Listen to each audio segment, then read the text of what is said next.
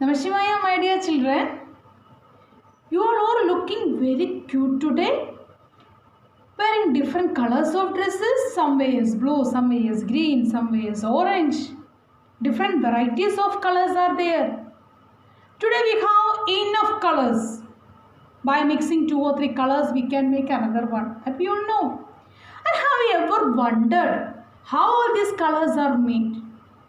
Where do we get all these colors? Can you see? Anyone can see?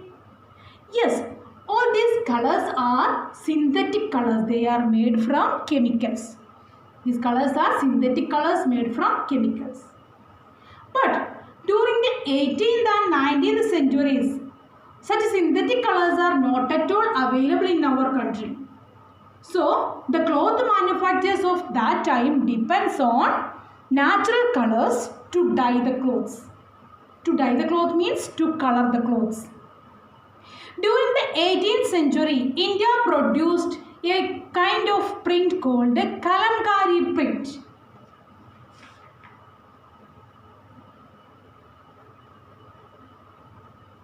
Kalamkari print, which was produced by the weavers of Andhra Pradesh. And during the 19th century, another kind of print which was produced by Britain called Morris cotton print.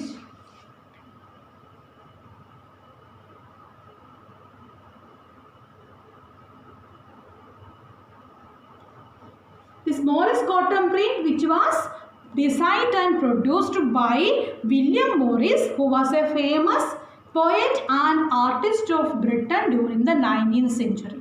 And the common factor we have to find from these two prints was the presence of rich blue color, commonly called indigo.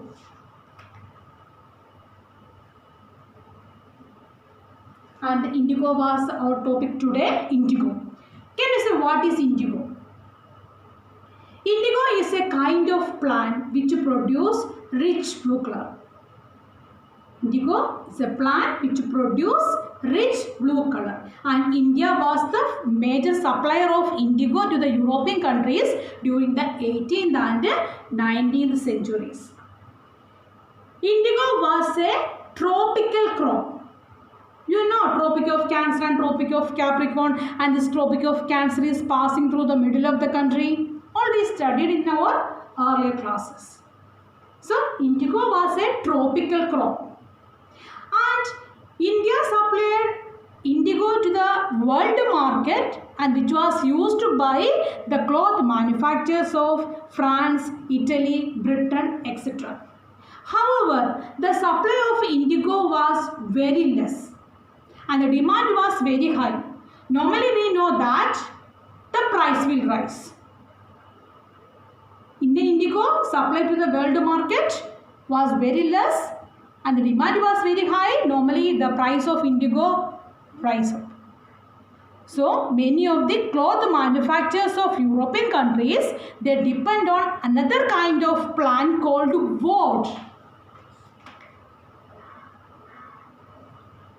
Another kind of plant called woad, which also produce violet and blue color. And this was used by the European cloth manufacturers to dye the clothes. This woad was a temperate crop. So it was easily available in temperate countries like Britain, France, etc. In European countries, this was easily available. Woad. Facing from the stiff competition from the part of indigo, the woad cultivators, they pressurized the European government to make a ban on import on indigo. To make a ban on the import of indigo. So European countries ban indigo import. But most of the cloth manufacturers, they prefer to use indigo rather than this woad. Can you say why? The reason behind that, Indian indigo produce rich blue color, whereas this woad produce a blue color which was pale and dull. Indian indigo produce rich blue color, whereas this woad produce a blue color which was dull and pale. So, They pressurize the European government to release the ban on indigo. At last, because of their pressure, European government released the ban on indigo and again started the import of indigo into the European countries. And many other countries, West Indies and North America, also started cultivating indigo because of this higher demand. And during the 18th century, when industrial revolution started in Britain, many more factories which produces clothes established there in Britain. So they need larger amount of indigo. Unfortunately, because of certain reason, the supply of indigo from West Indies and America came to an end.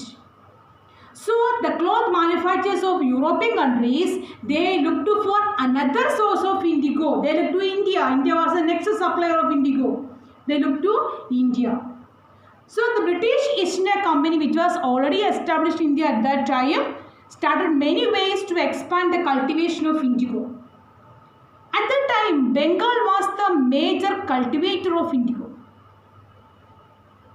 Bengal expanded its area under cultivation. During the 1780s, only 30% of indigo reached the world market from Bengal. But in 1810s, about 95% of the indigo from world market coming from Bengal. So because of this higher profit of indigo, many commercial agents and company officials, they started investing money in indigo plantations. It was a profitable business. Many company officials, they left their jobs and looking after their indigo business. It was very profitable to them. So if they have no money to start indigo plantations or indigo business, the company or the commercial banks which was established at that time gave loans to them to start this indigo business. Next, how was this indigo cultivated? The planters used two methods to cultivate indigo. First one, niche cultivation, and the second one, ryotic cultivation.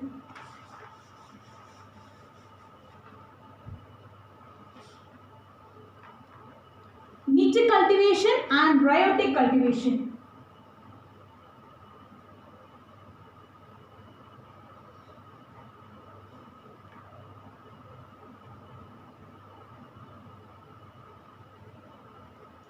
Niche cultivation and ryotic cultivation. So what do you mean by this niche cultivation? In niche cultivation, the planters cultivate indigo in the land they directly controlled. They cultivate indigo in their own land. Either they bought the land or they rented the land from zamindars and they have hired laborers to work in these fields. Niche cultivation, the planters cultivate indigo in the land they directly control. But there is certain problems they face. There is no scope for expanding the area under cultivation. They wanted a large area, a large block of land to start indigo plantation. But such areas are not at all available. Expanding the area under cultivation is not at all possible. Why? Because the suitable lands or the fertile lands were used by the people to start their settlement, or they use this land for rice cultivation. So good soil and good lands were not at all available. Besides this, there is certain other problems also. Shortage of laborers.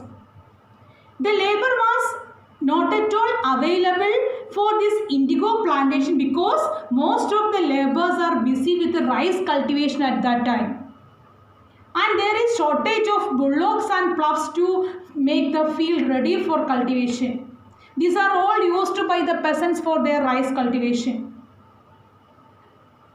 As a result of these factors, the planters stopped niche cultivation and they moved to another way, that is ryotic cultivation. What is this ryotic cultivation? In ryotic cultivation, the planters make an agreement or contract with the ryots, otherwise known as cultivators. They make an agreement with the ryots.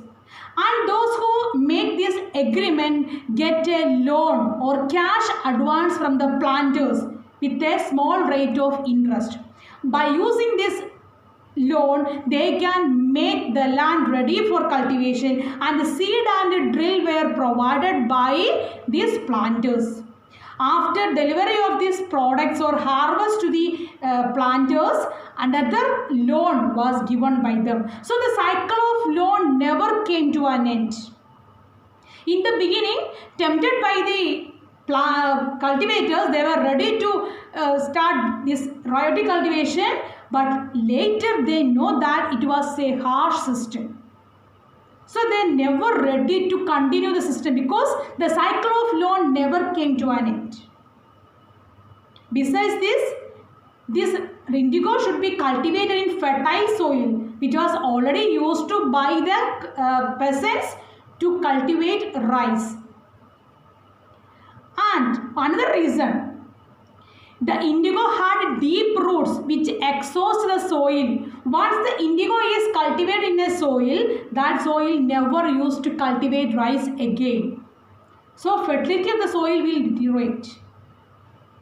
So most of the ryots were not ready to continue the system of ryotic cultivation. But the company officials were never ready to admit this. As a result, the ryots start rebellion called Blue Rebellion that we have to discuss in the next class. Namah Shivaya.